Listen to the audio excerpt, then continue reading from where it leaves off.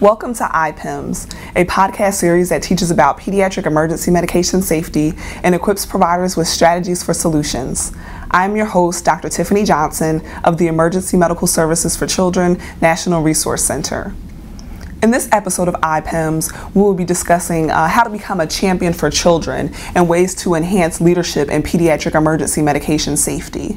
Joining us for this episode is Dr. Charles Macias of the Texas Children's Hospital.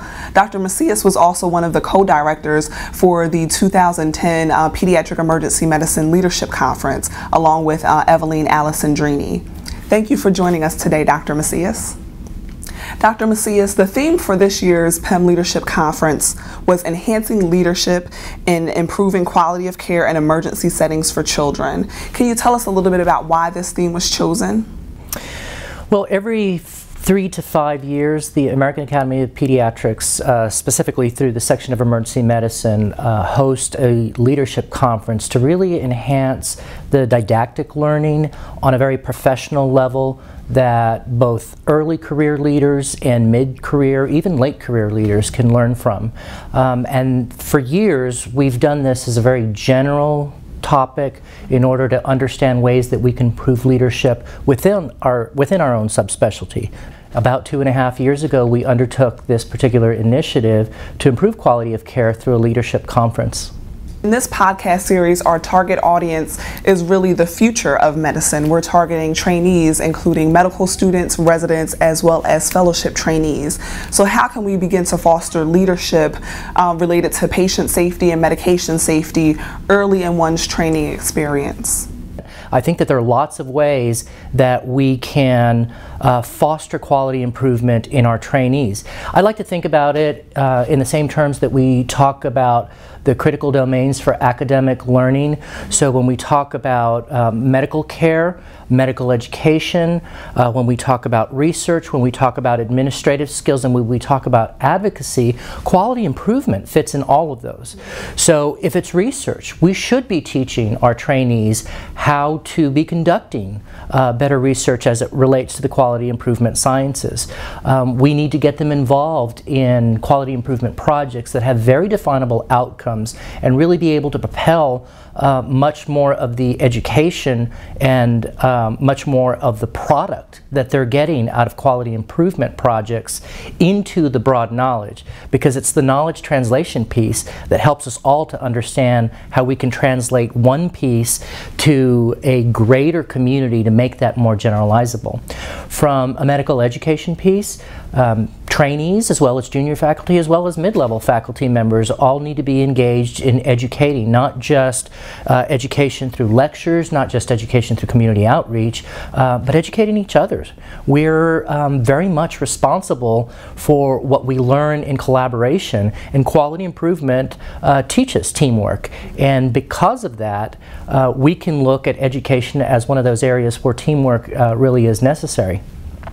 When we talk about administration as a fundamental core element of academic training, the administrative piece is very challenging, and in many ways quality improvement is really the ultimate way of merging the sciences with operations, and administration is how we function on the operations piece, so that if we've done a good job with teaching our trainees how to merge the two, we've done a good job in teaching them quality improvement projects, and that's really critical to helping them become engaged in what their futures are going to entail, and that's driving the next generation of emergency care for children.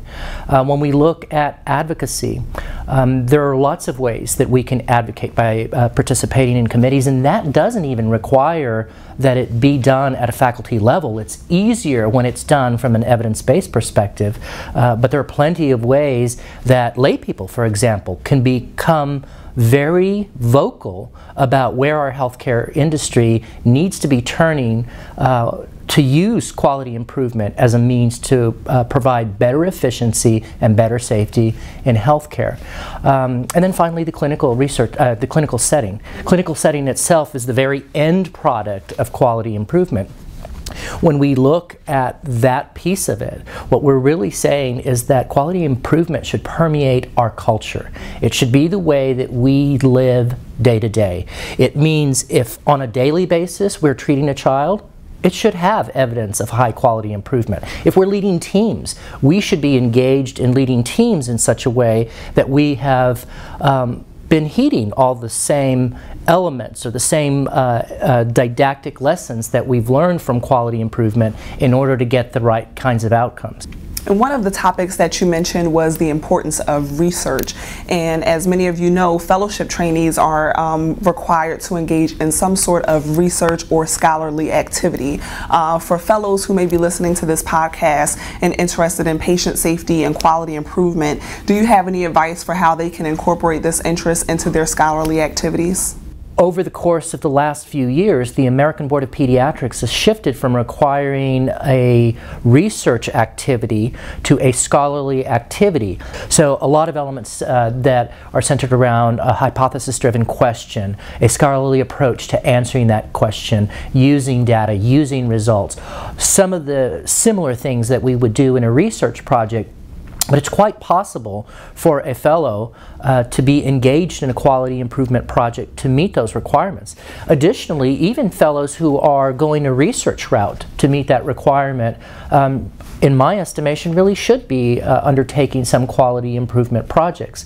I think the key point that I'm trying to make as we look at these parallels between, on the one hand, research and on the other hand, a very well-constructed, rigorous quality improvement project is they share the same sort of intellectual approach, when well done, with good mentorship, that will provide valuable information that can help propel the knowledge base for our subspecialty.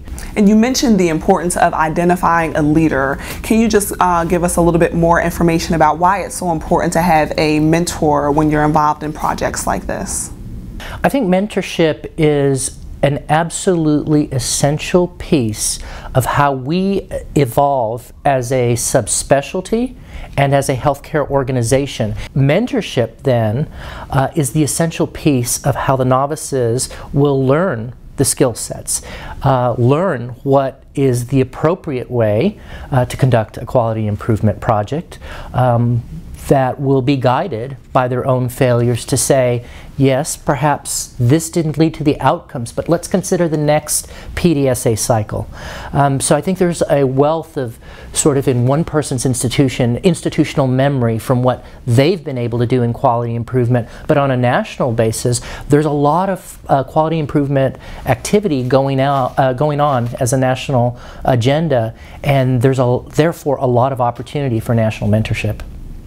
Do you have any last words of advice or wisdom for the medical students, residents, and fellowship trainees who are listening to this podcast series on how they can really become a champion for children and improve pediatric medication safety in the emergency medical setting?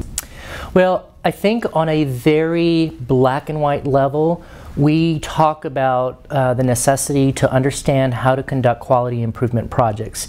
And even if one were to say, I need to know it because at the time I go up for board certification or recertification, there's this level 4 or part 4 maintenance of certification requirement that in order for one to be subboarded, they must conduct a quality improvement project.